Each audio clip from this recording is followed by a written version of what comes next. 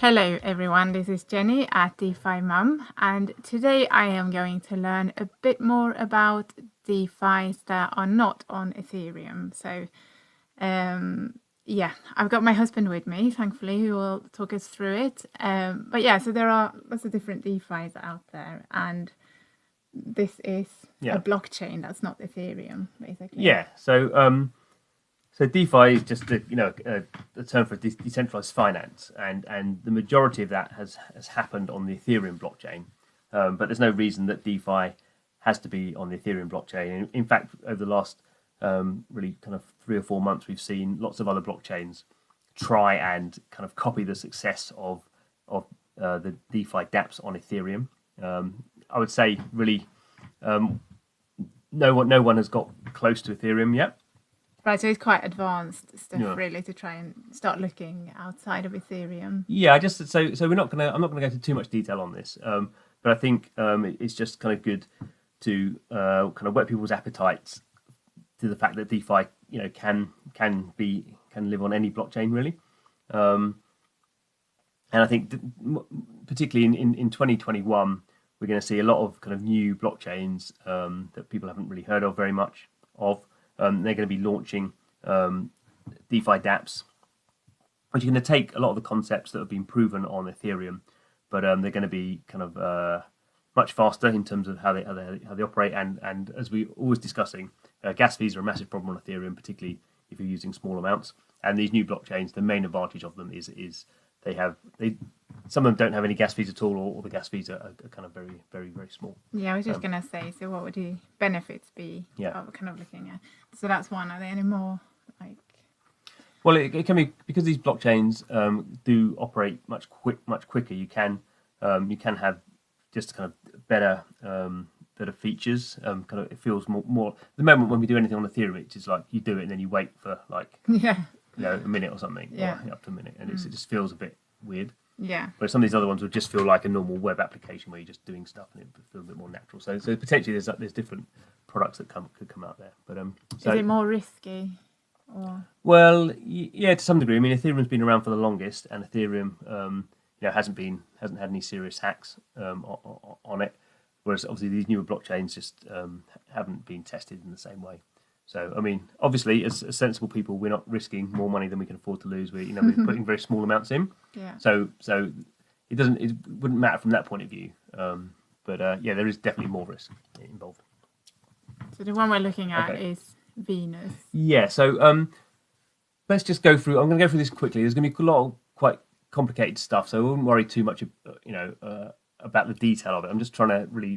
This is the first of a few videos we'll do about DeFi on other blockchains. So this is a dApp called Venus, and it runs on what's called the Binance Smart Chain. So that's the blockchain, is it? Yeah, the Binance Smart Chain is the blockchain. So Binance, probably people have heard of, is the biggest centralized exchange in crypto. So it does like billions of dollars of trading every day, but that's through, it's a centralized system. So you have to log in and you have to show your passport. You have to give them your passport to create an account and all that sort of kind of legal stuff, which is not what DeFi kind of is about really. But it's interesting that they, even though most of their kind of profit comes from that centralized exchange, they're now looking to do some decentralized finance as well. So they've got this thing called Binance Smart Chain, which is a totally separate blockchain from Ethereum, but it is compatible with Ethereum. So it's kind of like a halfway house. So particularly for DeFi, people who've made DeFi dApps, developers, they can run their Ethereum dApp on Binance Smart Chain quite easily if they want to. Now, not many have done that so far, but they could do. And one way of seeing this, which it may cause more complications, I don't know, but we're going to do it anyway. So the way I'm going to interact with this Venus DeFi dApp is by using MetaMask. So we often talk about MetaMask, and it is the most popular way of interacting with Ethereum dApps. But because the Binance Smart Chain is compatible with Ethereum, we can also interact with the Venus DeFi dApp running on Binance Smart Chain using MetaMask. Well, that makes things a little bit easier. It makes things a little bit easier. It also makes things a little bit hard. So I'm not going to go into a lot of detail here, but if I get on my MetaMask here, so we can see here, this is my MetaMask account, and you can see here it's attached to the Ethereum mainnet. But if you click here, you can see there's various other, even on Ethereum, there's various other blockchains you can connect to. So there's some test networks. Normally, this would be for developers really. But you can actually create any, if I click on here, if I wanted to connect to a Ethereum compatible blockchain and I knew the details, I would fill them in here. Now, if you're not technically aware, this is not something you should be doing with. So I just show this for completeness' sake. But you can see what I've done here is I have actually made filled in those details for the Binance Smart Chain. So if you look at the main Venus, if you look at the main screen now, I'm not connected. My MetaMask isn't connected because it's connected to Ethereum. But as soon as I hit Binance Smart Chain, then it's going to connect straight through. So let's do this. So where would I find those details for the Binance blockchain that has to go into MetaMask? Yeah, so if you really want to do this, there is a no, I don't. But no. If you go to using MetaMask if you Google using MetaMask on Binance Smart Chain, Binance have some really good tutorials, and it basically walks you through in an article. There are some videos around as well that show you how to do it. All right. Okay. But this is not really something I would be. This is not like an encouragement to do this. This is just to kind of show a little bit of what's going on, and also it shows a little bit about how DeFi, how different blockchains are dealing with DeFi. So you can see here, if we didn't know we weren't on Ethereum, this would potentially look like any other other DeFi dApps that we've looked at in the in the past. And actually, this. So we looked at Compound. Yeah. And it was. So this is similar. So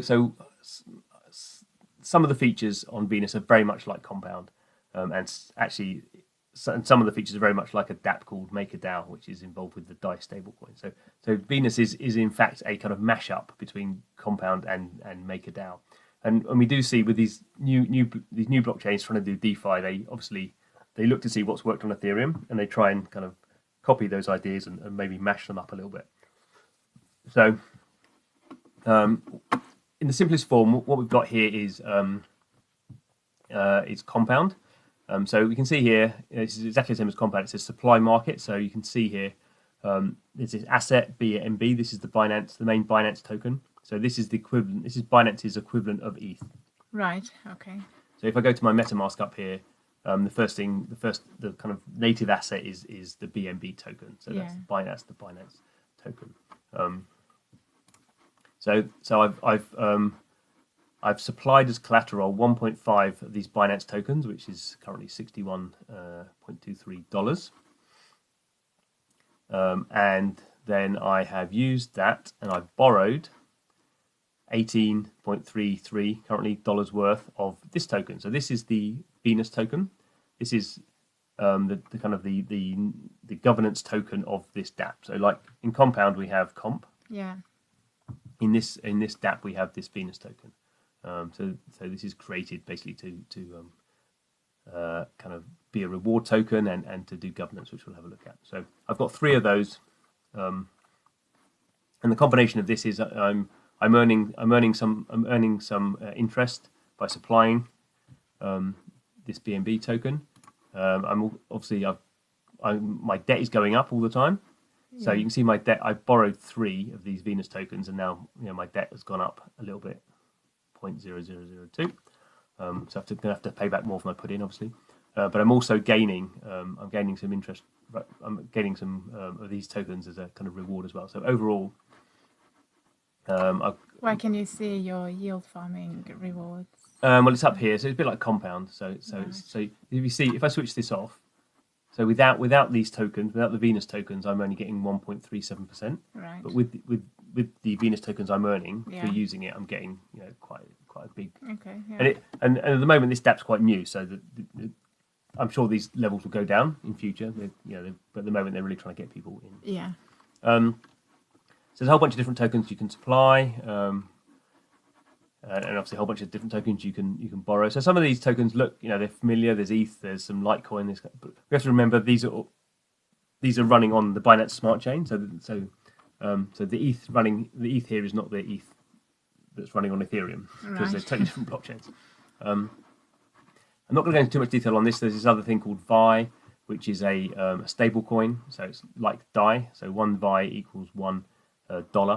So this is where the MakerDAO bit comes in. So you can actually take some of your tokens and actually create some of these VI tokens. So you can see here I've actually created 15 of these VI tokens, so $15 of a VI.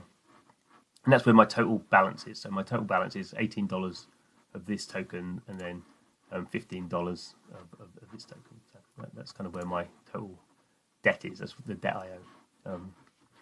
And then let's quickly go through this. So here, so this is when we call something a governance token. What we mean is we can vote. So I've got 3 of these tokens, and we can see here there's some proposals going through here. So I'm not going to read through all here, but someone's basically come up with an idea that the DApp should change in some way.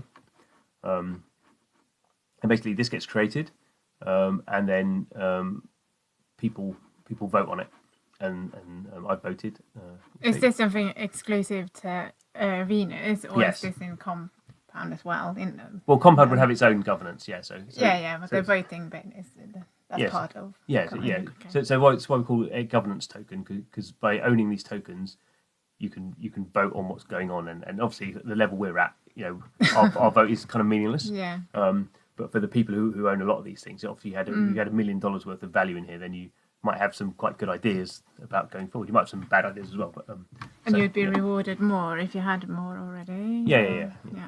And you can see here, so this is the thing that you can see I've already earned some of these Venus tokens. They're not very much, but I've earned some tokens, and I won't go and collect them because it's not really very much. But you can see here, so when I go and collect them, so this is very similar. If you want to go and interact with the blockchain, there is like it's like gas again. Yeah. But the gas is not paid in ETH. Obviously, it's paid in the BNB token. Which is obviously much cheaper. So one BNB token is about $40, and then one ETH token is about 1,200. Yeah. So you can see this is priced very differently. Yeah. But obviously, at the moment, I would be spending a lot. Still, in this case, I'd still be spending a lot more in gas than I would be earning at the moment. So on the Binance Smart Chain, for these very small amounts, it doesn't necessarily solve the problems. Gas is still there, but it is much less in dollar terms at least. Right. So it's useful to know and to learn about other blockchains as well. But as you say, be cautious and just do these maybe more for learning purposes to start. Yeah, off I mean, with I wouldn't recommend anyone unless people know and have been using kind of Binance before. This is not really. This is pretty experimental. It's only been going for a few months really, and this was more like as I say, I think we'll be doing more videos about stuff that's not on Ethereum. Yeah. Because that's just going to be one of the big trends. So it's just to kind of open our eyes a little bit. There are other blockchains. Okay. Yeah. Please do let us know if you got any thoughts or questions on this in the comments, and check out our other videos as well. And thank you, and see you soon.